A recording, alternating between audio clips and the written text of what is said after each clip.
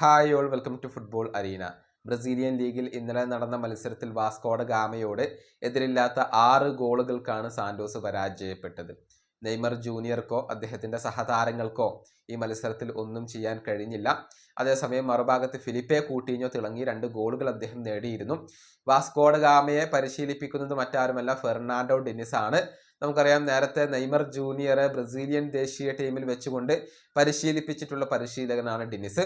മത്സരശേഷം Neymar ജൂനിയറെ കുറിച്ച് അദ്ദേഹം ഒരുപാട് കാര്യങ്ങൾ സംസാരിച്ചിട്ടുണ്ട്. നെയ്മറെ താൻ ഇനിയും സഹായിക്കും, അത് തുടരും എന്നൊക്കെയാണ് ഡിനിസ് പറഞ്ഞിട്ടുള്ളത്. അദ്ദേഹത്തിന്റെ വാക്കുകൾ ഇങ്ങനെയാണ്: ഞാനും നെയ്മറും തമ്മിലുള്ള ബന്ധം അത് വളരെയധികം വണ്ടർഫുൾ ആണ്.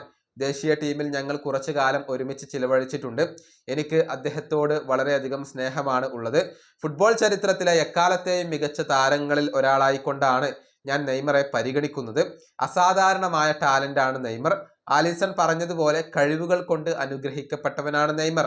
ബ്രസീലിയൻ ദേശീയ ടീമിൽ എൻ്റെ മുന്നിലുള്ള ടാസ്ക് നെയ്മർ ജൂനിയറെ സഹായിക്കുക എന്നതായിരുന്നു. അദ്ദേഹത്തിന്റെ കഴിവ് ലോകത്തിന് മുന്നിൽ കാണിക്കാനുള്ള ഒരു വേദി ഒരുക്കണമായിരുന്നു.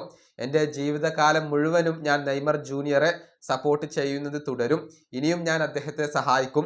ഫുട്ബോളിൽ മാത്രമല്ല, വ്യക്തിഗത ജീവിതത്തിലും ഞാൻ അദ്ദേഹത്തെ സഹായിക്കും. ഇതാണ് ഫെർണാണ്ടോ ഡിനിസ് പറഞ്ഞിട്ടുള്ളത്. നെയ്മർ ജൂനിയറെ താൻ വളരെയധികം ഇഷ്ടപ്പെടുന്നു എന്നുള്ളത് ഈ പരിശീലകൻ വ്യക്തമാക്കുകയാണ് ചെയ്തിട്ടുള്ളത്.